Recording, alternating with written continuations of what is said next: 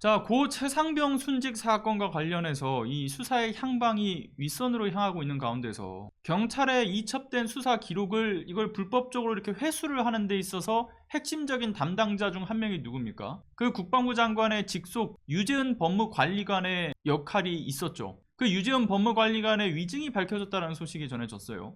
유재은 법무관리관 지난해 국회에 나왔었죠. 그 나와서는 수사 기록을 다시 가져왔던 것이 윗선의 지시가 아니었다, 군 검찰의 자체 판단이었다라고 주장을 한 바가 있었던 것 다들 기억하실 겁니다. 국방부 수뇌부도 이와 관련해서는 전혀 개입한 게 없다라고 이야기를 한 것이죠. 그런데 자, 이 경찰청에서 경북경찰청에서 고위 간부가 관련된 내용에 대해서 폭로를 했죠. 그러니까 지난 8월 2일날 이제 사건 회수가 있었던 당일 그 오후 1시 50분에 유재은 법무관리관과 직접적으로 통화했던 당사자인데, 그 유재은 법무관리관이 전화가 와서는 군 검찰이 가지고 가기로 했습니다 라고 언급을 했다라는 거고, 지금 경찰이 사건을 정식적으로 접수를 하지 않지 않았냐, 그러니까 반환이 아니라 회수를 하겠다, 그리고 회수는 오늘 바로 하겠다, 이렇게 세 가지에 대한 협의를 했다라고 하는 거예요. 즉, 군 검찰이 언제 어떻게 사건을 가져올지에 대한 모든 것을 이 유재은 법무관리관이 이 전권을 일임받아서 경찰과의 1차 협의를 거쳤던 것이고, 그렇게 거친 협의 내용대로 불과 1시간도 채 지나지 않아서 국방부 검찰단장이 사건 회수에 대한 회의를 시작으로 움직이기 시작했던 것이죠. 그런데 이걸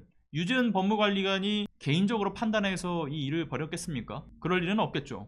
누군가의 지시를 받았으리란 생각으로 이어지는 것이 상식이지 않습니까? 그렇다면 그 과정에서 유재은 법무관리관과 통화를 나눴던 사람들과 이걸 연결을 시켜 봐야 되는 부분일 텐데, 지난번에도 말씀드렸지만 먼저 김계환 해병대 사령관, 수사 기록을 회수했던 당일 낮 12시 50분에 임종득 국가안보실 2차장과 8분 동안 전화를 나누죠. 그리고 전화를 끊은 이후에 곧바로 김계환 사령관 2분 안에 임성근 당시 해병대 1사단장에게 전화를 했고, 그리고 연이어 3분 뒤에는 유재은 법무관리관에게 전화를 걸었던 거 아닙니까? 그 이후에 곧바로 유재은 법무관리관이 경북경찰청 고위 간부와 전화를 나눈 게 된 것인 거고요. 그런데 이 과정에서 김기환 사령관과 유재은 관리관 무려 4번을 통화를 합니다. 오전에 2차례 전화를 하고요. 그리고 임종득 2차장과 전화를 한 이후에 한 번 또 하고, 회수 절차가 시작된 오후 3시 반을 넘어서 또 한 번을 한 거죠. 그러니까 이렇게 대통령실, 해병대 사령실, 그리고 국방부까지 요 하나되는 연결 지점들이 있는 가운데 속에서 과연 누구의 지시가 국방부 법무관리관을 직접적으로 움직이는 데 역할을 했을까? 이게 관건이죠. 그런데 여기서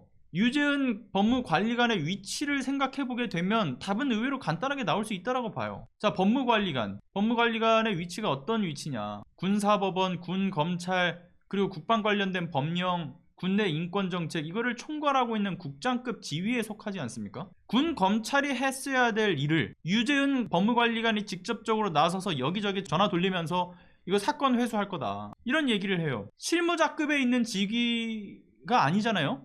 관리자 직위에 있는 사람이 이걸 직접적으로 나섭니다. 뿐만 아니라 국방부 장관의 정책과 결정에 있어서 직접적으로 조언을 하는 최고위 참모로 분류가 되는 위치예요. 물론 그렇다고 해서 해병대 수사단이 정식적으로 경찰에 이첩시킨 사건을 관리자 위치에 있다고 해서 마음대로 이걸 협의해서 되찾아올 수 있는 직위까지는 또 아니죠. 그리고 하나의 사건에 이렇게 급박하게 이런 관리자 지위에 있는 사람이 실무를 솔선해서 뛰는 것도 역시나 이례적입니다. 아무래도 회수의 어떤 주체나 시기, 방법, 이런 거에 대해서 재량권을 갖고 있는 법무관리관이 직접적으로 나서야 이걸 빠르게 회수할 수 있다는 판단이 있었던 거고, 그래서 법무관리관을 움직였다라는 소리로 이어질 수밖에 없는 거죠. 그런 법무관리관을 직속 최고위 참모로서 움직일 수 있는 사람, 가장 먼저 거론될 수밖에 없는 것은 이종섭 당시 국방부 장관일 수밖에 없고요. 그리고 이종섭을 움직이는 역할을 한 것은 역시나 또 대통령실까지도 올라갈 수 있겠죠. 그런데 만에 하나 이종섭이 해명했던 입장처럼 경찰에 이첩하지 말 것을 지시를 하기는 했지만, 근데 이첩된 사건을 다시 회수하는 것에 대해서는 지시를 하지 않았고, 출장을 다녀온 이후에나 이걸 이첩된 걸 회수했다는 사후 보고를 받았기 때문에 관련된 사실을 전혀 모르고 있었다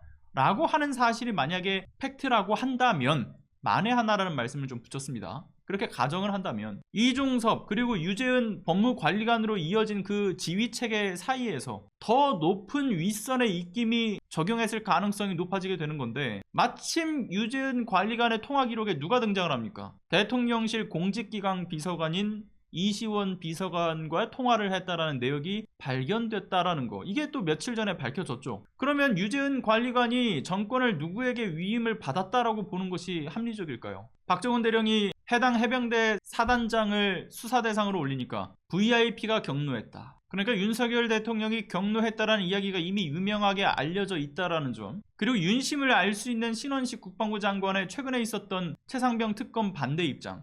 결국 윤석열의 하명에 대한 의혹은 지울 수가 없는 상황이라고 봅니다. 그러니 최상병 특검에 대해서 정부와 여당이 사력을 다해서 막으려는 움직임을 보이고 있는 것 아니겠습니까? 김건희 특검만큼의 영린이라고 생각을 하고 있는 것이겠죠. 두려울 게 없다라고 한다면 받지 못할 이유도 없다. 당연한 것 아니겠습니까? 특검을 거부하는 자가 결국은 범인이다라는 것. 본인들이 해왔던 말을 돌려받는 내용 그대로 지금 하고 있는 것이죠. 떳떳하지 못한 부분들에 대해서 본인들의 죗값을 달게 받는 날이 점차 다가워져 오는 게 아닌가라는 생각도 듭니다.